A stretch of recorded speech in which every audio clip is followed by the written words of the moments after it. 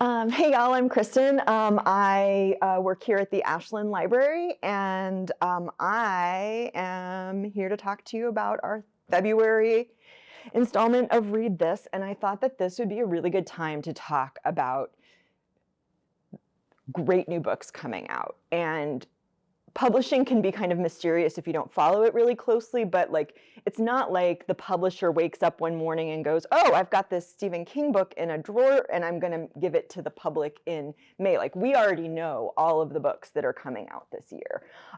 We are getting a Stephen King in May. It's a new Holly Gibney, which is she's a very cool character. So I think, and it's more down his crime rather than, horror's baked in, but it's kind of more a hard-boiled crime / horror Stephen King. So we do have things like that coming out, but we already know books that we're getting out into the fall. Like, there's a new R.F. Kuang coming, who wrote Babel and Yellowface. That's coming in August. So we've got all of these great books coming out. You can't place holds for some of those. And staff and readers in general who like reading the brand new books keep close tabs on this. So I thought I would do a couple of things and ask staff a couple of questions. The first one is, how do you find out what great new books are coming out that you personally are excited about? Not just what are the publishers excited about? Because it's really easy to figure out what the publishers are excited about. They'll tell you they want to sell you books. And the other question I asked them was, what books are you excited about for 2025 that are already in the catalog? So we're going to talk a little bit about both. We're going to talk about Stephen King's coming in May. He's not in the catalog yet. R.F. Kuang's coming in August. She's not in the catalog yet. But the first quarter, a lot of those books that are coming out in the first quarter of 2025 already in the catalog. You can put your holds in for them. And it helps us know how many people want to read it. It helps us see how many books we might need to purchase too. So it's useful to have you place your holds for those books you're excited about. So how do people identify what books they're excited about? There's lots of sources. One of the ones that I used for this specific installment when I was preparing is, sorry, this is very awkward, our book page. And this is the January book page, and it's big lead story is our most anticipated books of 2025. Of course, when you're talking about book page, which does talk about newly published books for January of 2025, everything in this is new, but it does have a full page spread that you see all my notes on that has all of the books coming that go out into as late as October. So books that I see on this that I'm excited about, and I know lots of other people are as well. You've got Ron Chernow coming out with a new biography. He is most famous for writing the biography on which Lin-Manuel Miranda based the musical Hamilton. This one is Mark Twain. You've got a new crime book coming from S.A. Cosby, who wrote All the Sinners Bleed and Razor-Blade Tears. This one's called King of Ashes. He's amazing. You've got Catabasis coming from R.F. Kuang, which is back to her dark academia roots. So it's going to be more like Babel, less like Yellowface. And you've got Maggie Stiefvater in June, who's coming out with her first adult book called The Listener. So you may not know her, but she's well known in the YA world. And she is writing this kind of historical / fantasy that is set in a West Virginia luxury hotel in 1942, where the State Department is housing captured Axis diplomats. So there's Nazis all over the place.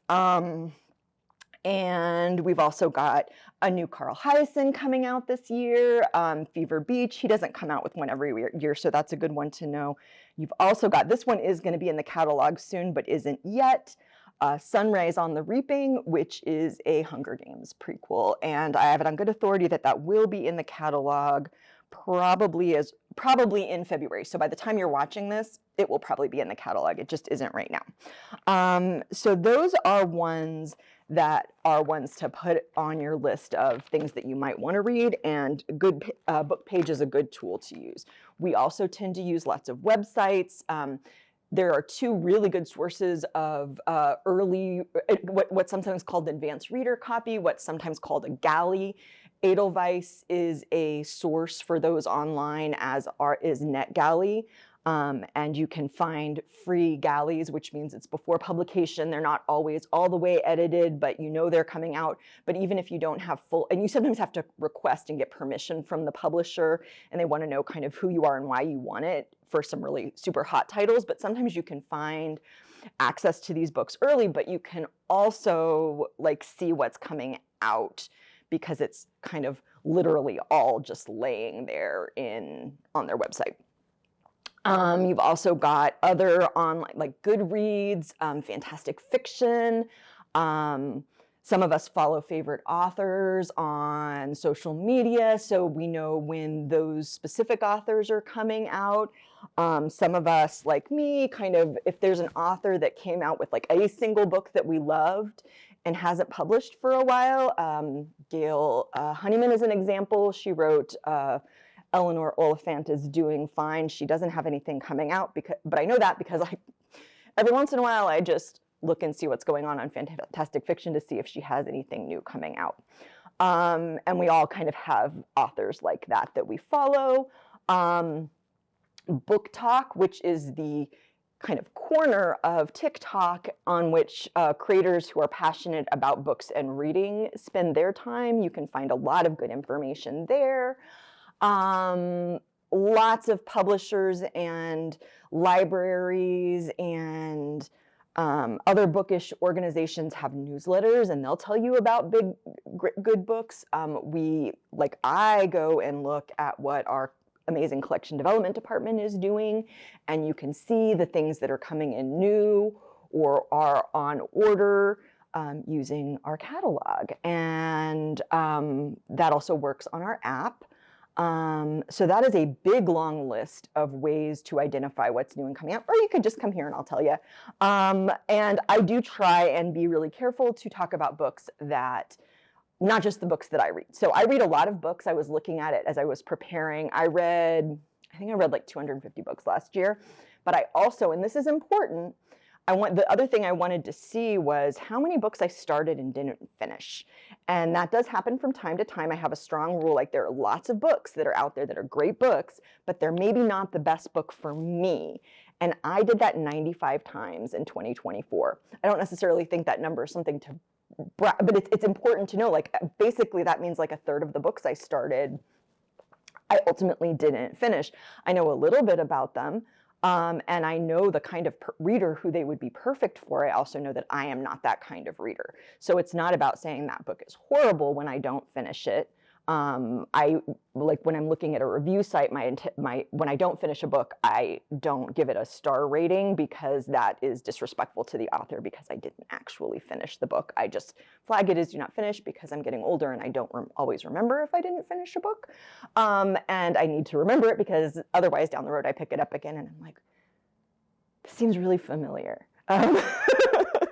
So I really like having that record of the books that I didn't finish. But it's okay not to finish a book. It's totally okay, particularly when you're checking them out from the library, because like we've already paid for them. They're free to you, or you've already paid for them too, through your property taxes. But what's already in the catalog that our staff is excited about this year? These are kind of in no particular order list right now. And I may jump ahead as I remember what I like some of the connections between these books, but things to be aware of. Already coming very soon, the recent Nobel winner for literature, Han Kang, has We Do Not Part. And then this is an author who you're probably, well, you may not know the name, but you may be familiar with at least one of his novels. So Marcus Zusak's an Australian guy. He wrote a book called The Book Thief that was really popular a little while ago. There was a movie, all that stuff.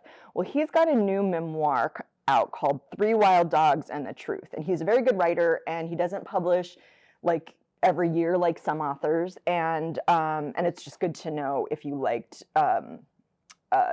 his work, that he's got a new book coming out. We've also got Amani Perry, who won a National Book Award recently for The Story of My People.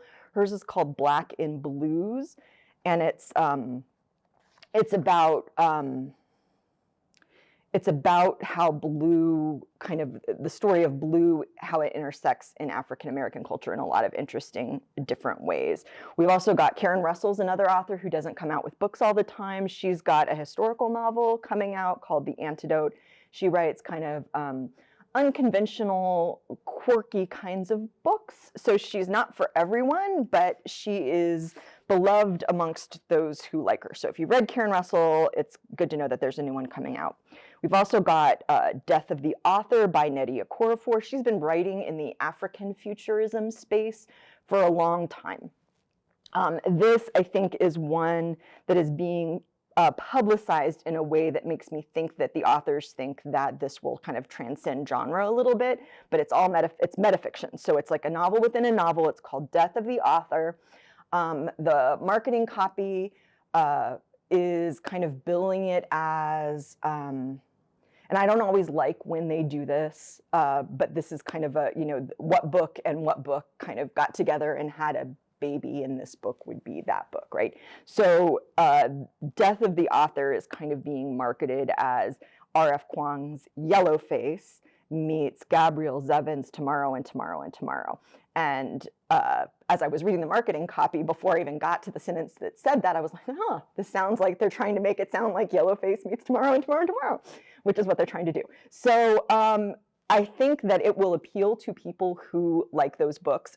Often I'm a little skeptical of marketing copy. I haven't had a chance to read this one yet.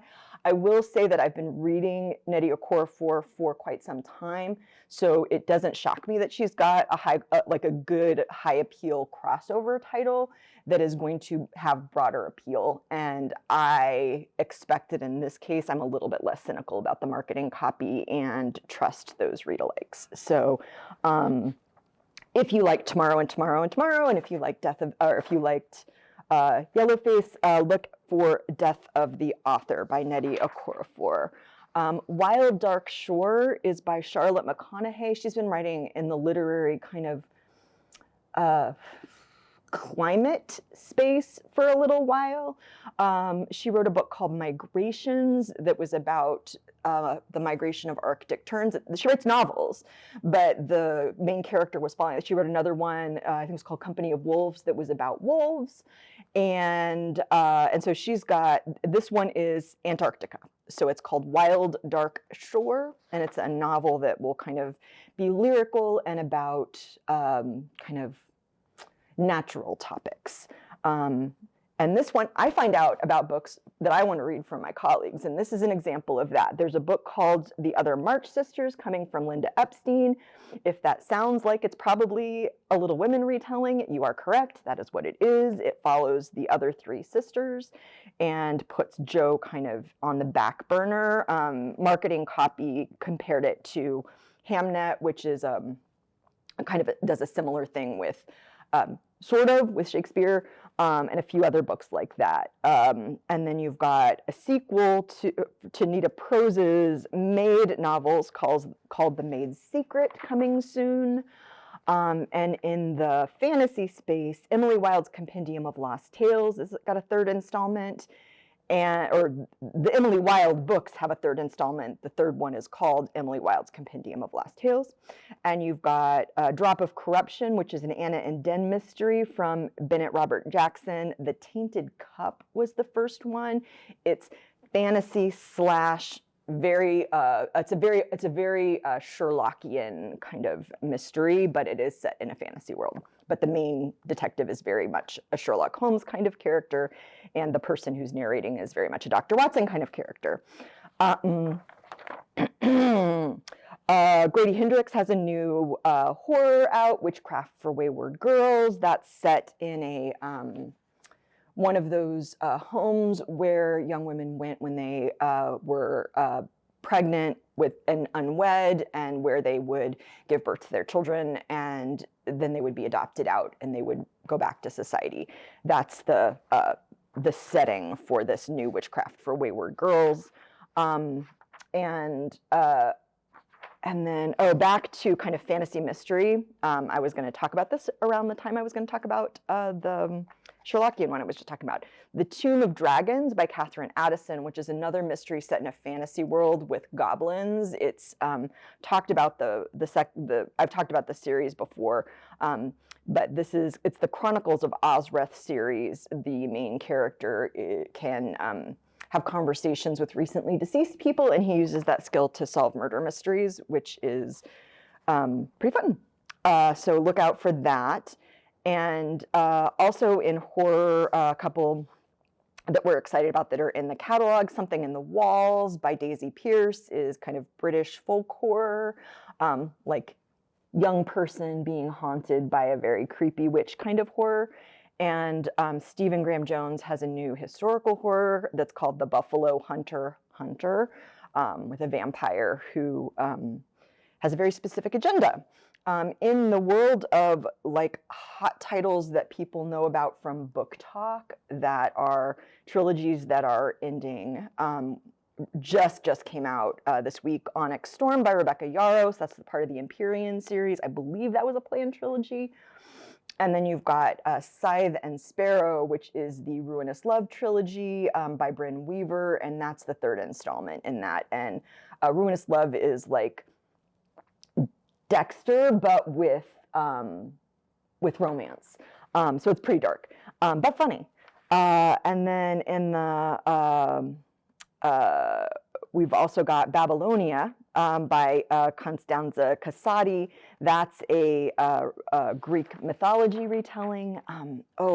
Charmaine Wilkerson, who wrote Black Cake, has a new one out called Good Dirt. So if you either enjoyed the movie version of Black Cake or the book Black Cake, check out Good Dirt. That's already in the catalog. And if you were a part of the group of people who found This Is How You Lose the Time War, which is an older book but went viral in like 2023 again.